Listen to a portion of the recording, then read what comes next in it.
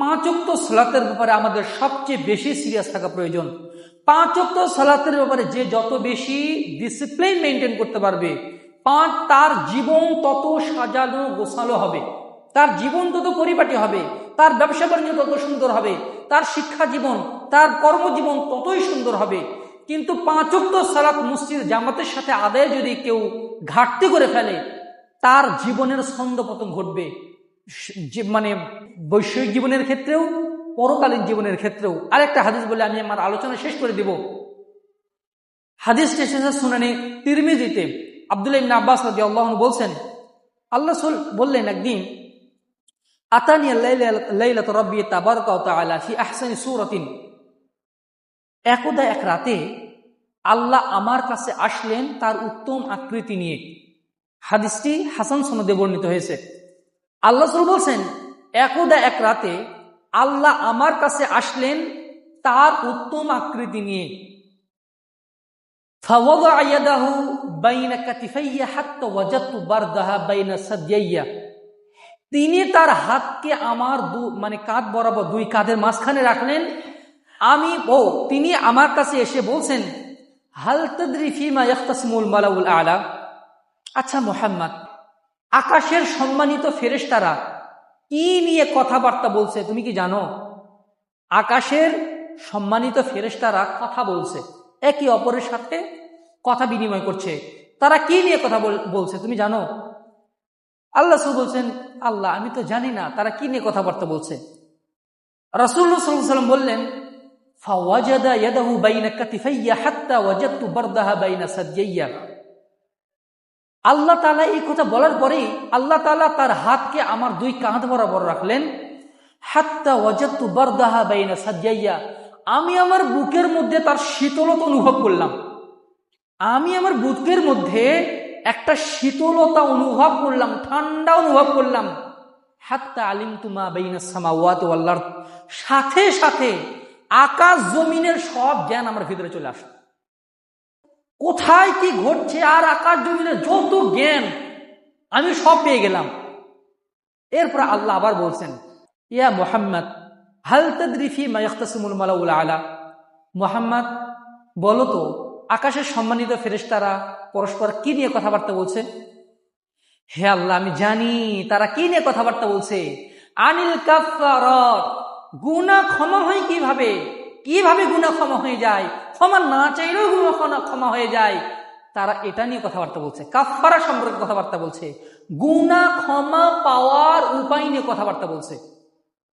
এরপরে আল্লাহ তাআলা বললেন যে মানে রাসূল সাল্লাল্লাহু বললেন 3টি কাজের মাধ্যমে গুনাহ ক্ষমা হয়। এক, ইসবাগুল উযুই ফিল মাকারিহ, কষ্টকর সময়েও সুন্দর করে ওযু করা।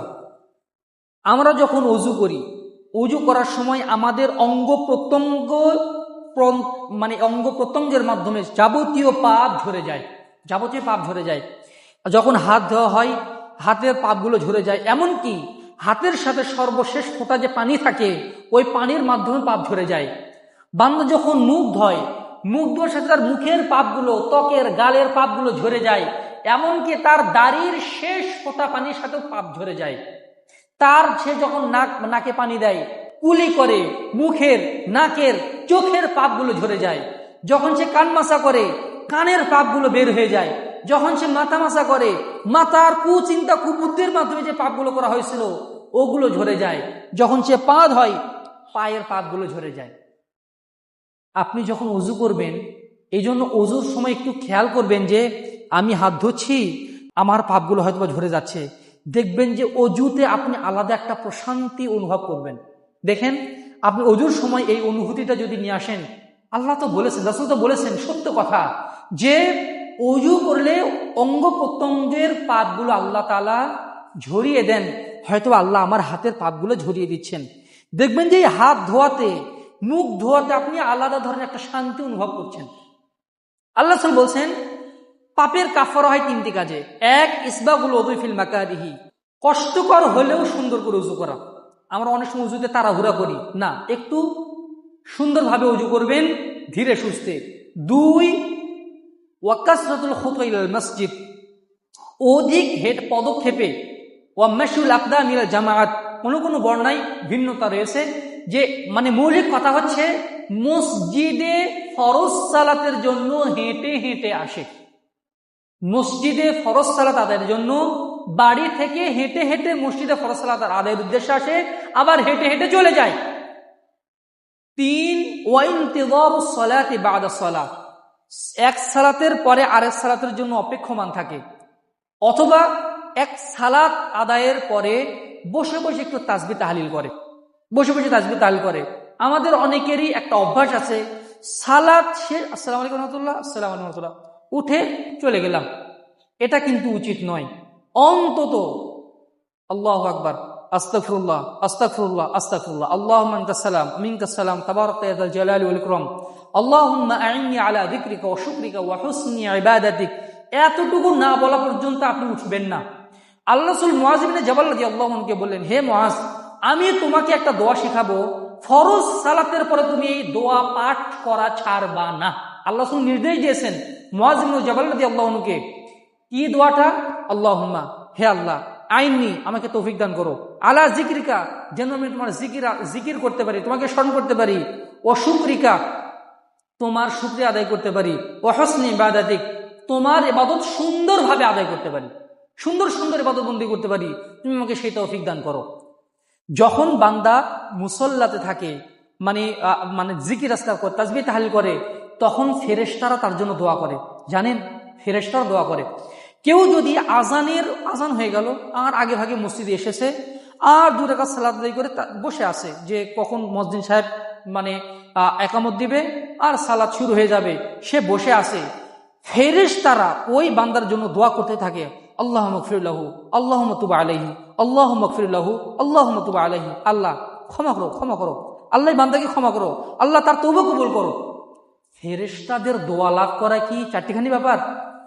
যেই ফেরেশতাদের কোনোই পাপ নাই, যেই ফেরেশতারা আল্লাহর কাছে যাই বলে আল্লাহ সেটাই শোনে, যেই ফেরেশতারা আল্লাহর নির্দেশ কখনোই অমান্য করে না, যারা নূরের তৈরি, এই ফেরেশতাদের দোয়া লাভ করার তৌফিক হয় যারা সালাতের আগে এবং পরে বসে বসে তাসবিহ তাহলিল করে। আল্লাহ রাসূল বলছেন 3টি কাজের কাফারা হয়, যেটা নিয়ে ফেরেশতারা কথাবার্তা বলছে। 1, সুন্দর করে উযু করা, 2, পায়ে হেঁটে মসজিদে আসা, বাড়ি যাওয়া, আর 3 নম্বর হচ্ছে সালাতের পরে একটু বসে জিকির আজকার করা। ফামান আশা বিখাইরিন, মানে ফামান ফাআলা যালিক, যে ব্যক্তি 3টা কাজ করে। কি কাজ করে? ওযু করে ফরজ সালাতের জন্য, হেঁটে আসে মসজিদে ফরজ সালাতের জন্য, এবং ফরজ সালাতের আগে পরে একটু বসে তাসবিহ তাহলিল করে। আল্লাহ রাসূল বলছেন ফামান ফাআলা যালিক, যে ব্যক্তি এই 3টা কাজ ভালোভাবে করবে, নিয়মিত, ভালো করে মনে রাখেন 3টা কাজ কি? সুন্দর করে উযু করা, কেন? ফরজ সালাতের জন্য। 2, পায়ে হেঁটে মসজিদে আসা, মানে মসজিদে এসে ফরজ সালাতটা আদায় করা। আর 3, তাড়াহুড়া করা না, সালাতের আগে একটু আসা, একটু তাসবিহ তাহলিল করা, সালাতের পরে একটু তাসবিহ তাহলিল করা, তারপরে বাড়িতে যাওয়া। 3টা কাজ যে ব্যক্তি নিয়মিত করবে, আল্লাহ রাসূল বলছেন আশা বিখাইরিন, ওই ব্যক্তি কল্যাণের সাথে বেঁচে থাকবে। যেই কাজে হাত দেয়, যেই ব্যবসায় হাত দেয়, সেই ব্যবসাতেই লাভ। সন্তান কল্যাণকর, স্ত্রী তার জন্য কল্যাণকর, ভাইয়েরা তার জন্য কল্যাণকর, মানে সে যেখানেই যাই সেখানেই কল্যাণ। আশা বিখাইরিন, কল্যাণের উপরে তার জীবন নির্ভর করে। ওয়া মাতা বিখাইরিন, কল্যাণের উপরে সে মৃত্যুবরণ করে। না না, তা না, আরো আছে।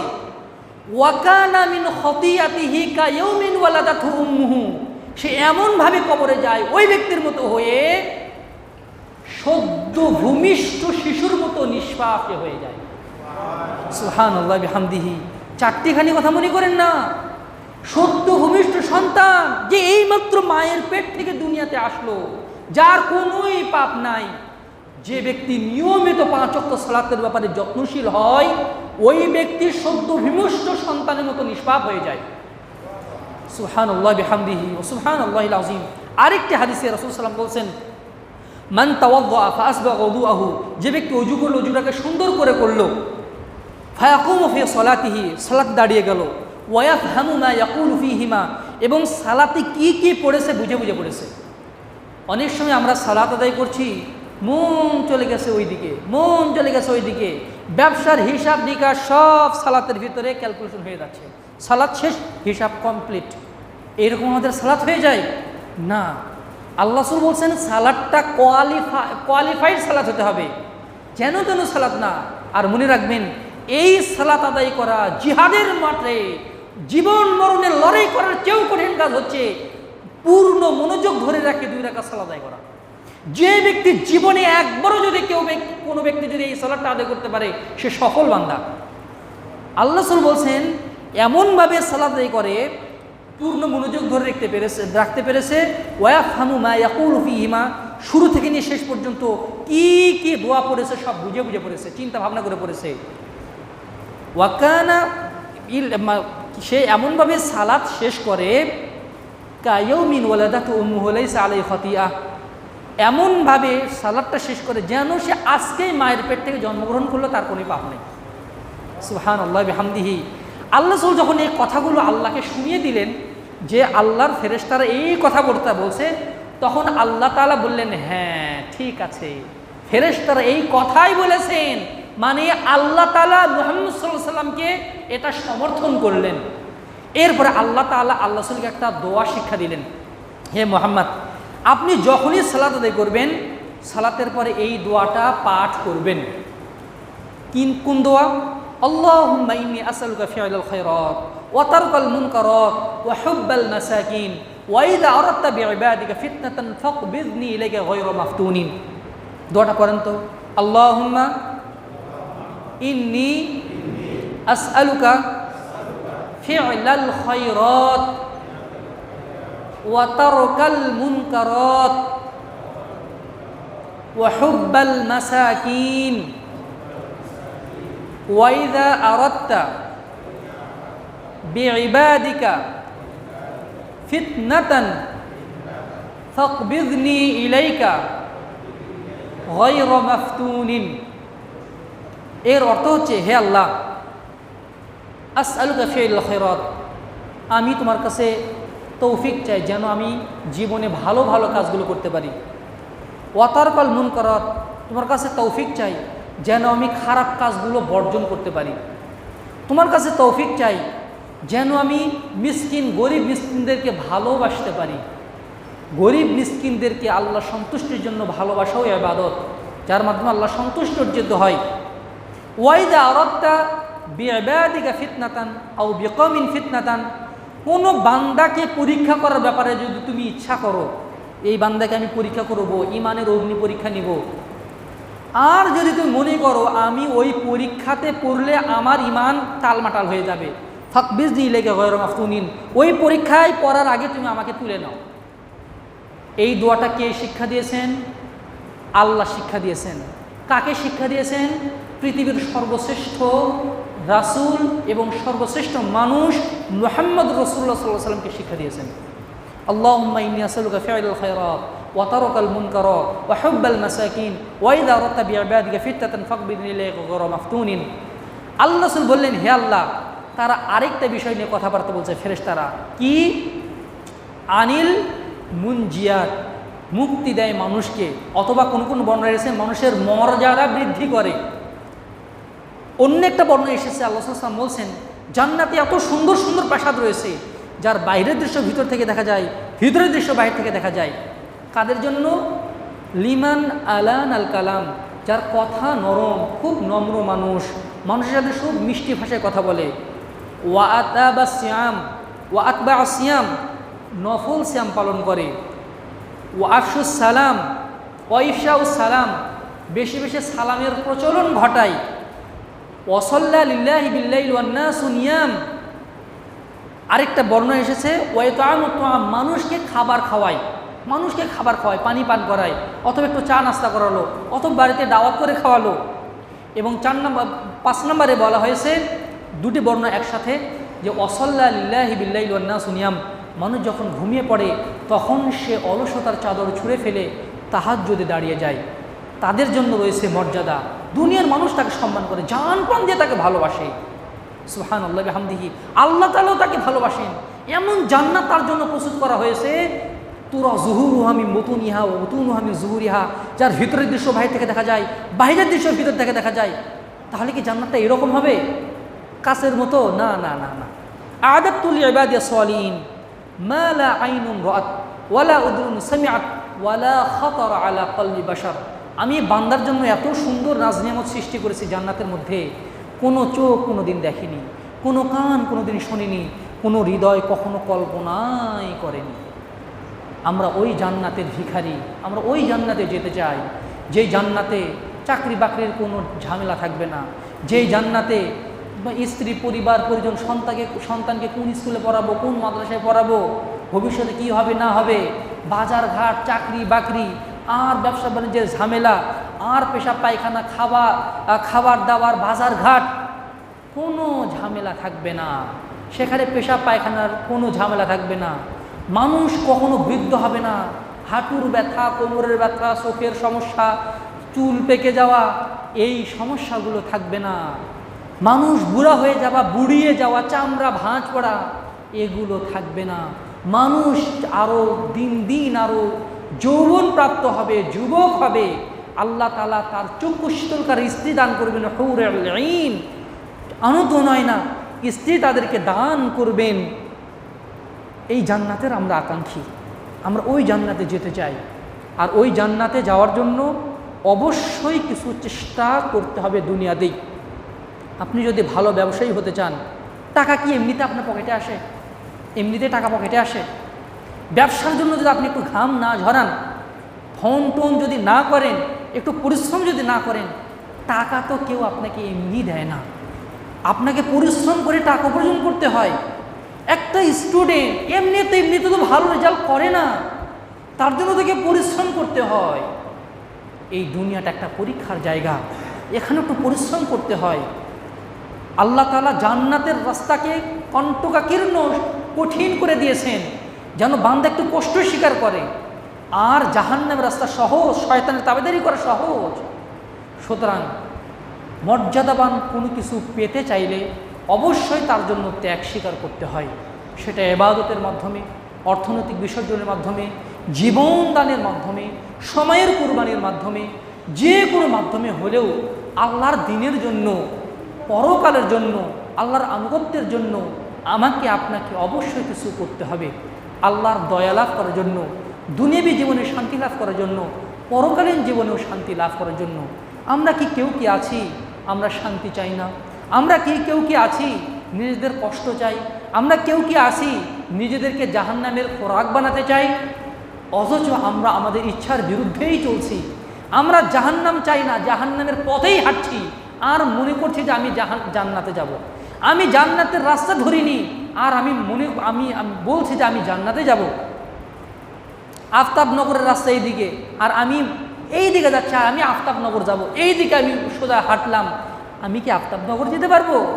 আমাকে তো এই দিকেই হাঁটতে হবে। জান্নাতের যেতে চাইলে জান্নাতের পথে হাঁটতে হয়। জাহান্নামের পথ যদি কেউ জাহান্নামে যদি কেউ না যেতে চায়, তাহলে তাকে জাহান্নামের রাস্তা থেকে মুখ ফিরিয়ে নিতে হয়। জাহান্নামের রাস্তাটা বড়ই চটকদার, বড়ই সুশোভিত। শয়তান আমাদের সামনে সুসজ্জিত করে রেখেছে। ওটা দেখতে ভালো লাগে, ওটা খেতে ভালো লাগে, ওটা শুনতে ভালো লাগে, ওটা এনজয় করতে ভালো লাগে। ওটা জাহান্নামের পথ। আর যেটার মাধ্যমে কষ্ট আছে, আল্লাহর আনুগত্য আছে, রাসূলের আনুগত্য আছে, ওটা আমার মন চাইলেও আমাকে ওটাই করতে হয়। আল্লাহ ভালোবাসেন বলেই আমাকে ওটা করতে হয়, রাসূল ভালোবাসেন বলেই, নির্দেশ দিয়েছেন বলেই আমাকে ওটা করতে হবে। ওটা হচ্ছে জান্নাতের পথ।